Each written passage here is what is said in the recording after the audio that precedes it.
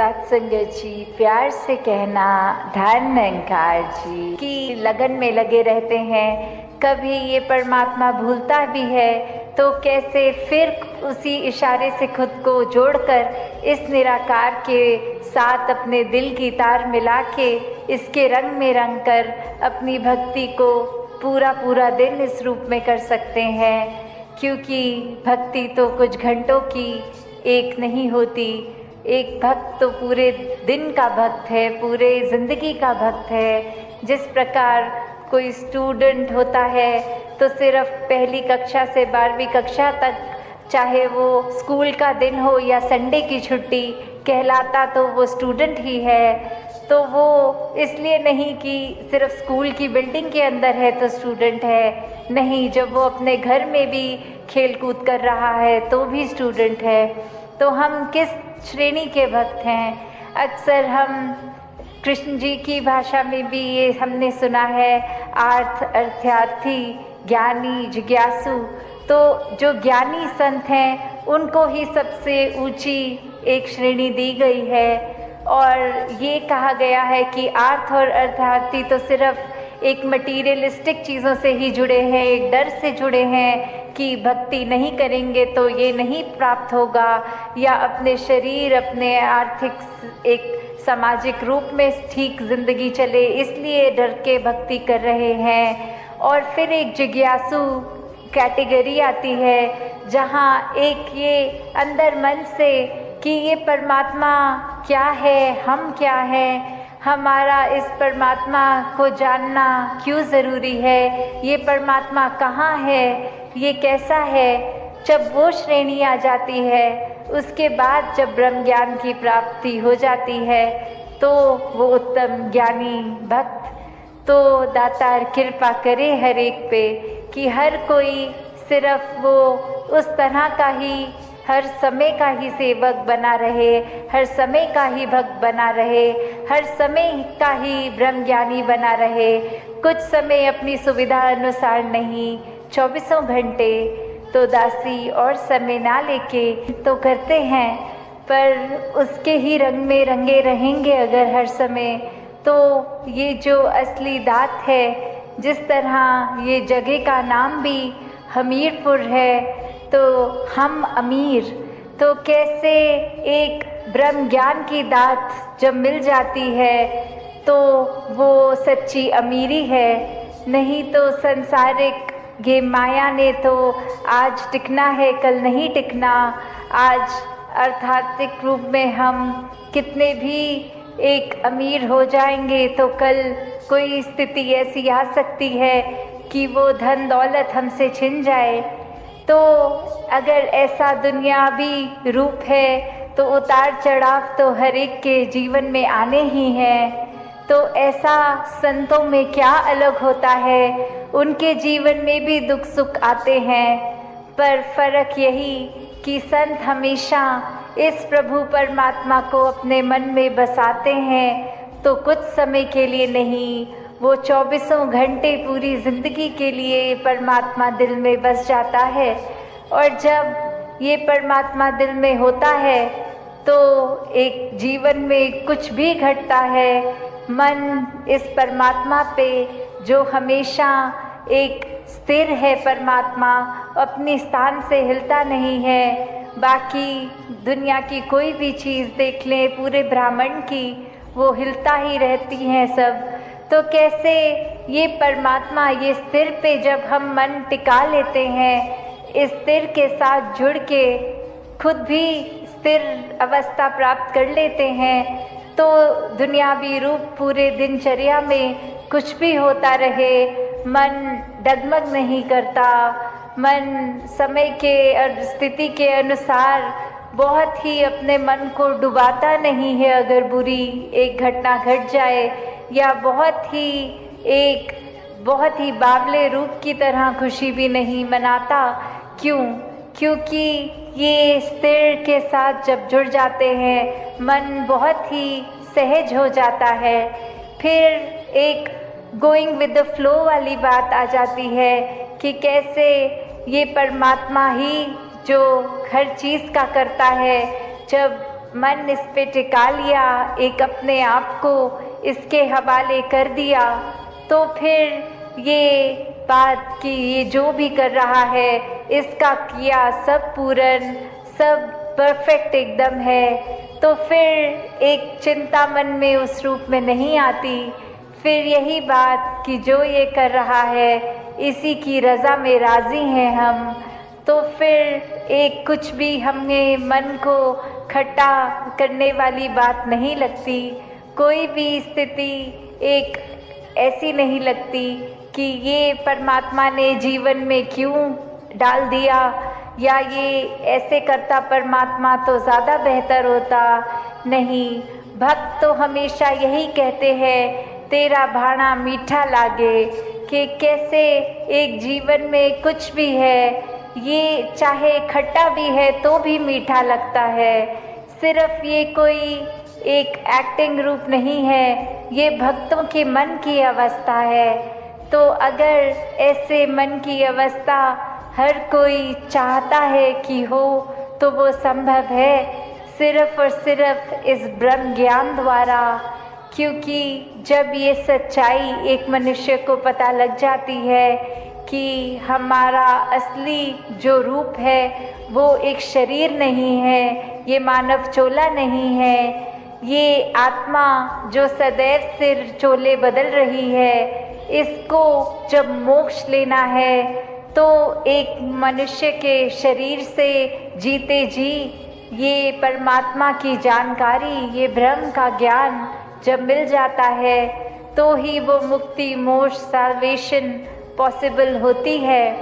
और अपने मन में सिर्फ ये जिज्ञासा लाना ही उस समय कि किस तरह हम कहाँ से आए हैं, कहाँ जाना है, और जीते जी किस तरह का जीवन निभाना है।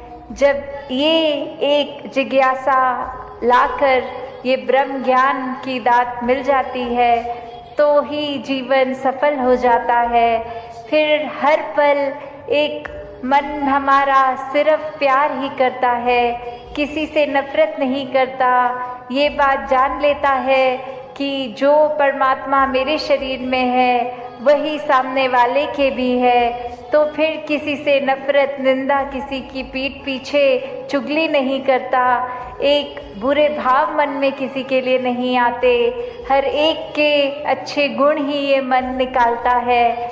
तो ऐसा जीवन जब भक्त जीते हैं तो वाकई ही वो संसार के लिए वरदान बन जाते हैं, और ऐसा ही जीवन हर एक के लिए जीना संभव है। तो क्यों ना अगर हम मनुष्य हैं तो अपने मानवीय गुणों से ही मनुष्य कहलाए, ना कि सिर्फ मनुष्य के आकार का शरीर है इसलिए मनुष्य हों।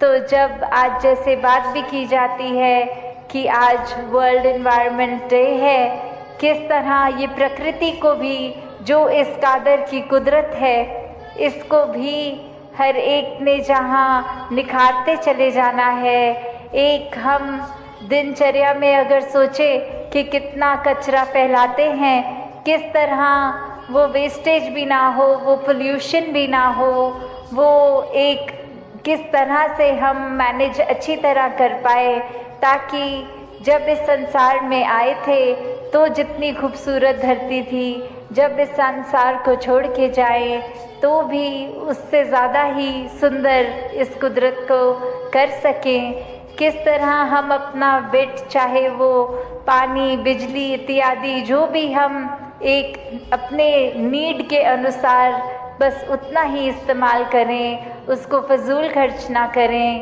कैसे एक बात हमेशा कि ही एज अ फैक्ट आपने ऐसा कहा, और अगर कहा भी तो वो बात उत्पन्न कहाँ से हुई हम उसके बारे में बात कर लें, पर इंसान की फितरत की उस इंसान से तो बात नहीं करेंगे, उसके पीठ पीछे उसके बारे में औरों से करेंगे। तो इस तरीके के जीवन से एक अपने जीवन का सुधार नहीं हो पाएगा। जैसे एक शायर ने भी बहुत खूबसूरती से लिखा कि गलत फहमियों से भी ख़त्म हो जाते हैं रिश्ते, गलती हमेशा कसूर की नहीं होती। कि अक्सर ये बात ज़रूरी नहीं कि कोई गलती ही हो। एक कसूर अगर किसी का है, एक वजह, वो गलती नहीं, पर वो हमारी ही सोच, हमारी ही परसेप्शन, हमारा ही नज़रिया किसी को गलत देखने के लिए। और फिर एक वही भाव कि अगर हमने किसी को दोषी करार दे ही दिया है, एक हमने डिसीजन बना लिया है, तो फिर चाहे फैक्ट कुछ भी हो, हमारी नज़र में तो वो इंसान दोष के लायक ही है। हमने खुद ही उस इंसान को अपनी नज़र से गिरा लिया, चाहे उसने कुछ ऐसा किया हो ना किया हो। उस टाइम हम अपने दिमाग को, इस चेतनता को, ये रैशनल को भी नहीं एक सामने रखते, बस हमने सोच लिया तो हकीकत ही बन गई वो हमारी।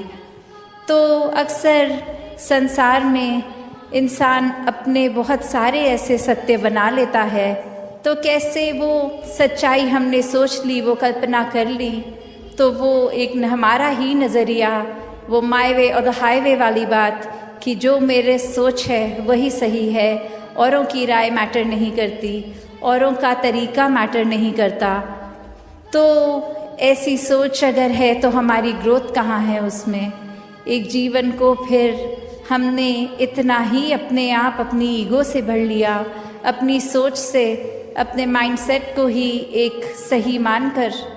तो कैसे इस जीवन में जब जिएंगे तो वो माया रूप यहाँ पे हावी होगा, क्योंकि when we are so full of ourselves, तो हम लर्निंग कहाँ से करेंगे? जबकि इस निराकार, इस दातार ने तो हर जगह इस कण कण से शिक्षा लेने का एक रूप दिया है। बस हमें वो रिसेप्टर बनना है कि ये हर जगह से जो शिक्षा मिल रही है उसको कैसे चैनलाइज किया जाए। तो ऐसा जो कर लेते हैं वो एक भक्ति हर समय की करते हैं, क्योंकि जब इस परमात्मा को जानकर, इसमें विश्वास करके, इसको हर समय अपने आसपास देखकर, फिर चाहे किसी ने कुछ भी कहा हो, तो ये भक्तों का जीवन तो डार्केस्ट क्लाउड में सिल्वर लाइनिंग भी देख लेता है। एक बिना गुण की चीज़ में से भी गुण निकाल लेते हैं। तो फिर जहाँ एक स्वाभाविक गुण बह रहे हैं, वहाँ से तो भक्त कितने ही अनेकों गुण निकाल लेंगे। तो ऐसा जीवन हमारा एक हो जाए ताकि हर तरफ से जो शिक्षाएं हैं वही मिलें। वरना तो एक अगर अक्सर ऐसे भी जो उदाहरण देखने को मिलते हैं कि हमारी सोच, इसने तो कभी ख़त्म नहीं होना, हमारी इच्छाओं ने भी कभी ख़त्म नहीं होना, एक वो सेटिस्फैक्शन, एक कंटेंटमेंट की बात, ये तो माया का ही रूप। क्योंकि अक्सर हम ये भी सोच लेते हैं कि माया सिर्फ एक मटीरियलिस्टिक चीज़ है, माया सिर्फ जो आँख देख सकती है वही है, चाहे वो एक घर हो, पैसा हो, एक और चीज़ें। पर अक्सर ये जो सूक्ष्म रूप की माया है, जो एक ये सोच में भी आ जाती है, क्योंकि इस परमात्मा को इस पल में देखना है, इसको ये लिविंग इन द मोमेंट वाली बात। तो ऐसे बात पे ये जो इस पल में इस परमात्मा के एहसास में रहना, वो ही एक एहसास है। वरना तो ये सिर्फ माया रूप चीज़ों, वस्तुओं, रिश्तों से ऊपर ये सोच में भी आ जाती है। तो कैसे एक ये वही बात हो गई, जैसे एक कहानी भी है कि एक इंसान, उसको एक थोड़े से कुछ लोग मिले और आगे वो इंसान सारे जा रहे हैं, कहीं रास्ता ख़राब है, तो वो एक डिसीजन बनाते हैं कि will go ahead as a group, ताकि कोई बात है भी तो इकट्ठे कोई वो रास्ता आराम से निकल जाएगा। और फिर वहीं वो बातें चल रही हैं जहाँ हर कोई अपने जीवन के बारे में बता रहा है, अपने डिज़ायर्स, अपने गोल्स। एक इंसान उनमें से जो बहुत ही सूझवान, संतमति वाला, उसको एक कुआं दिखता है और वहाँ एक बाल्टी जिसमें से वो उस कुएं में से पानी निकाल सकते हैं। पर वो देखता है कि ये बाल्टी का बेस तो टूटा हुआ है, तो एक वो बॉटमलेस बाल्टी हो गई। तो वो इंसान वहाँ रुककर प्रिटेंडिंग टू बी थर्स्टी, वो उसकी प्यास बुझाने के लिए पहले उस बाल्टी में से जब पानी निकालता है, तो जब तक तो वो बाल्टी पानी के अंदर है वो भरी हुई दिखती है, पर जैसे ही वो वाटर के सरफेस से ऊपर उठा ली गई, अब उसमें पानी कहाँ टिकना था। पर वो बार बार ये कर रहा है और बाकी के लोग देख रहे हैं कि ऐसा क्यों किया जा रहा है। और वो कह रहा है कि नहीं, अब मैंने ये ठान ली है बात कि जब तक ये बाल्टी को भर के मैं इसमें से पानी नहीं निकालूंगा तब तक घर नहीं जाऊंगा। तो अब ये फूलिशनेस साउंड कर रही है बाकी आसपास वालों को, और वो कह रहे हैं कि ये पॉसिबल ही नहीं है, आपने ऐसा एक गोल क्यों बनाया है जो अचीव ही नहीं हो सकता। तो और ऐसा करोगे तो हम सब तो आगे निकलेंगे, आप अकेले ही यहाँ रह जाओगे। तो बात वो समझाने की उनको फिर यही कहता है कि शुक्र है you bought this point up, क्योंकि हम सबको पता है ये बॉटमलेस बकेट है, इसको भरा नहीं जा सकता। तो हमारी सोच, हमारा मन भी ऐसा ही बॉटमलेस है। ये डिज़ायर्स भी आएंगे, ये एक इच्छा की पूर्ति होने के बाद दूसरी ने भी आना है। तो हमें एक, अगर हम उस भरोसे रहेंगे कि एक एक चीज़ आती रहे, उसको चेकलिस्ट में हम टिक करते रहेंगे, तो हमारे ये मन में और चीज़ें आनी एक बंद हो जाएंगी। ऐसा नहीं है, चीज़ों ने तो आते रहना है, ख्यालों ने तो आते रहना है। तो एक अगर हम इसी के पीछे भागते रह जाएंगे तो फिर एक जीवन कब जिएंगे। एक सेटिस्फैक्शन, कंटेंटमेंट की बात, ये सहज रूप में बहने की बात, ये स्थिरता की बात यहाँ आती है कि कैसे एक अपने चैनलाइज करने की बात कि ये जो चीज़ है अगर हमारे लिए ज़रूरी है, वो कितनी ज़रूरी है उसको तो किया जाए, पर अंधाधुंध एक उस दौड़ में ना लगा जाए, वो रैट रेस में ना लगा जाए। एक प्रायोरिटी की बात है, एक सिलेक्टिव होने की बात है। तो भक्त को ये नहीं कहा जाता एक जो रुख करा जा सकता है वो एक अच्छी तरफ भी और बुरी तरफ भी, एक परिस्थिति से हम क्या निकालते हैं वो भी एक अच्छाई निकाली जा सकती है, एक बुराई निकाली जा सकती है। तो भक्तों ने हमेशा वो अच्छाई की ओर ही रुख करना सिखाया है कि परिस्थिति अगर इस परमात्मा ने दी है तो अच्छी ही होगी। एक अगर उस परिस्थिति को अच्छा नहीं समझ रहे हम तो वो हमारी कमी है। इस परमात्मा ने तो पूर्ण किया है इस परिस्थिति को भी। जब इस परमात्मा ने हमको जो कुछ दिया वो परमात्मा का जो दान है, तो ये परमात्मा जहाँ पूरा है तो परमात्मा की दी हुई हर परिस्थिति भी पूर्ण है। फर्क सिर्फ हमारे नज़रिए का होता है कि उसको हम किस तरह देख रहे हैं, उस परिस्थिति में से हम निचोड़ क्या निकाल रहे हैं, उससे सिखलाई क्या निकाल रहे हैं। क्या हम सिर्फ हमारे अनुसार कुछ नहीं हुआ तो उसके वजह से इस परमात्मा को ही कोस रहे हैं, या ये भी मान रहे हैं कि ये ही हमारे लिए बेस्ट है और कैसे इसमें वरदान छुपा हुआ है। तो एक ये नज़रिया भक्तों ने हमेशा से जो जिया कि आध्यात्मिक पहलू अपना हर किसी ने जहाँ एक बहुत ही उस नज़रिए का बनाना है कि जीवन में ये शरीर मिला है, ये मटीरियलिस्टिक वस्तुएं मिली हैं, घर बार रिश्तेदारी बहुत कुछ मिला है, तो क्या इसी में पूरा समय रहकर इस परमात्मा के लिए समय नहीं निकालना, या फिर एक चुनाव अपना है कि इस परमात्मा के प्यार के रंग में ऐसे रंगे जाएं कि कोई दुनियावी रंग फिर छू नहीं सकता।